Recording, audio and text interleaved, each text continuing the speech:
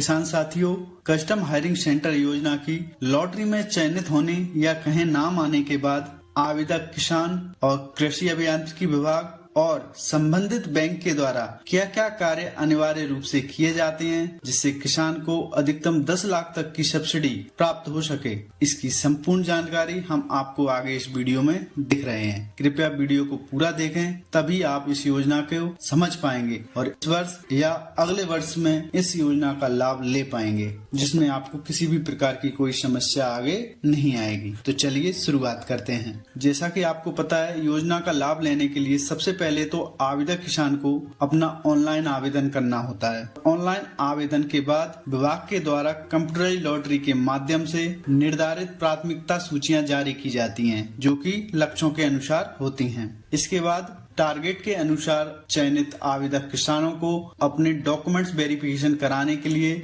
संभागीय सहायक कृषि यंत्री कार्यालय में जाना होता है, जहां पर आवेदक को अपने समस्त ओरिजिनल डॉक्यूमेंट्स तथा एक एक फोटोकॉपी करा के ले जाना होता है और अपने दस्तावेजों का वेरिफिकेशन कराना होता है। यह डॉक्यूमेंट्स वह होते हैं जो किसान ने आवेदन करते समय अपलोड किए थे। इन दस्तावेजों में डिमांड ड्राफ्ट भी शामिल होता है। दस्तावेज अभिलेख सत्यापन के बाद आवेदक किसान को विभाग के द्वारा संभागीय सहायक कृषि यंत्री कार्यालय में योजना के तहत प्रोजेक्ट निर्धारण संबंधी 1 दिवसीय मार्गदर्शी शिविर का आयोजन किया जाता है। इस 1 दिवसीय मार्गदर्शी शिविर में आवेदक हितग्राहियों को बताया जाता है कि जो उन्होंने कस्टम हायरिंग सेंटर खोलने के लिए यंत्रों का चयन किया है, उनके अनुसार उनकी लागत और उनके द्वारा चयनित डीलरों के अनुसार उनको एक प्रोजेक्ट फाइल तैयार कराना होता है, जो कि सीए के माध्यम से तैयार होती है। बात करते हैं अगले चरण की।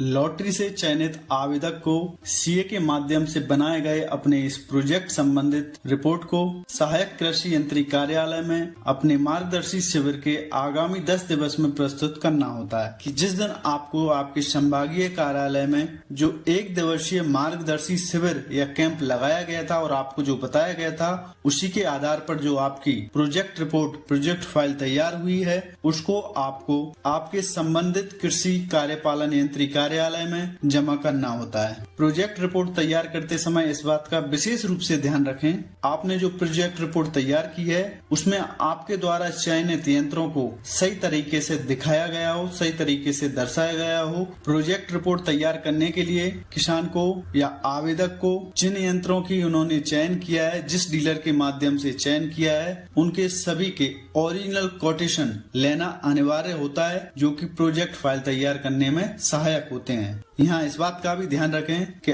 आवेदक किसान सभी यंत्रों का अच्छे से मोल भाव जरूर कर लें, जिस डीलर से वह अपने यह यंत्र खरीदना चाहते हैं। लेकिन समय सीमा का भी ध्यान रखें। मार्गदर्शी शिविर के अगले 10 दिन के अंदर आपको अनिवार्य रूप से कार्यालय में जमा करनी होगी। बात करें इसके बाद के अगले चरण की, तो यह चरण संबंधित विभाग के द्वारा किया जाता है। इसमें कृषि अभियांत्रिकी विभाग के द्वारा जो आपके द्वारा प्रोजेक्ट फाइल तैयार कर जमा की गई है, उनका बारीकी से निरीक्षण किया जाता है और यह परीक्षण करने के उपरांत भारत सरकार के एग्रीकल्चर इंफ्रास्ट्रक्चर फंड के अंतर्गत आवेदन कराया जाता है। आपके द्वारा यह आवेदन करने पर आपको 3% का ब्याज अनुदान भी प्राप्त होता है, तो इससे किसान को दोहरा लाभ प्राप्त होता है। AIF अर्थात एग्रीकल्चर इंफ्रास्ट्रक्चर फंड के अंतर्गत आवेदन करते समय कुछ विशेष बातों का ध्यान रखना जरूरी है। आवेदन करते समय बैंक कोड, IFSC कोड और बैंक का नाम सही रूप से दर्ज करें। इसमें आपको उस बैंक की डिटेल की जानकारी देनी होती है जिस बैंक से आप लोन लेना चाहते हैं। बात करते हैं अगले चरण की।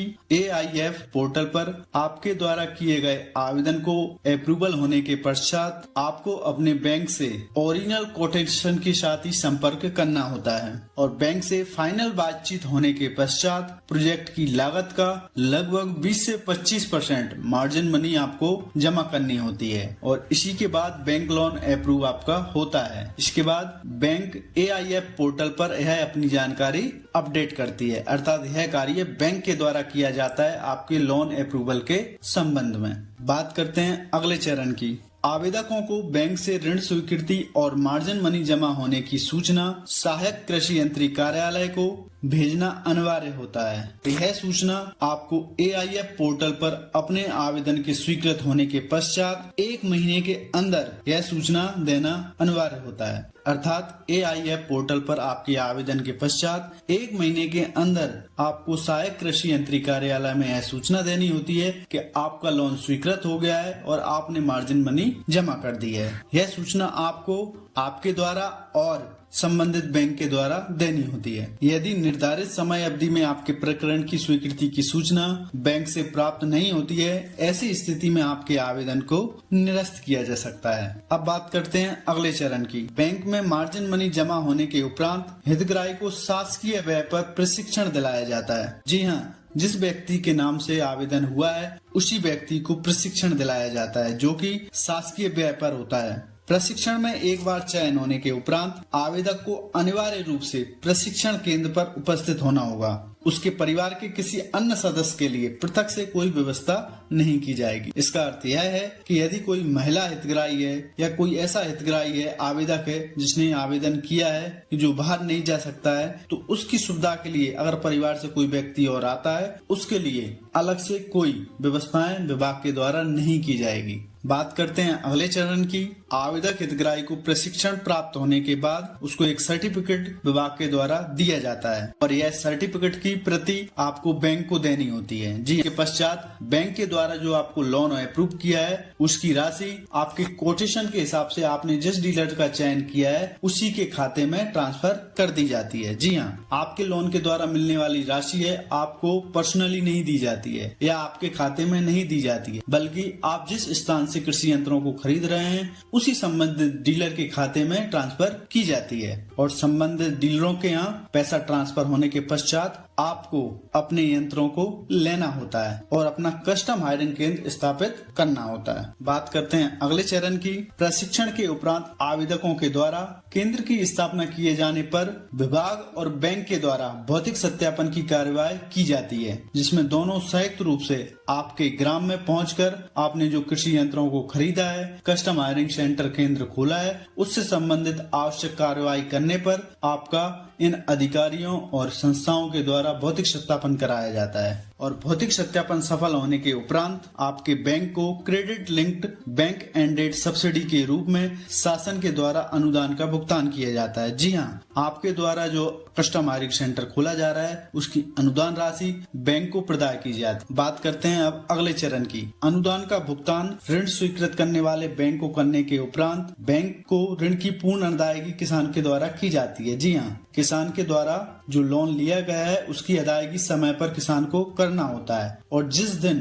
किसान इस अपने लोन की पूर्ण अदायगी कर देता है, पूर्ण अदा कर देता है, उसके बाद आवेदक किसान के लोन अकाउंट में वह सब्सिडी वाली राशि बैंक के द्वारा समायोजित कर दी जाती है। इसके बाद बैंक के द्वारा लोन अकाउंट को पूर्ण रूप से बंद कर दिया जाता है। यदि इसके अतिरिक्त आपको कोई और जानकारी लेना है तो आप कमेंट्स करके पूछ सकते हैं। प्रयास किया जाएगा आपके प्रश्न का जवाब देने का।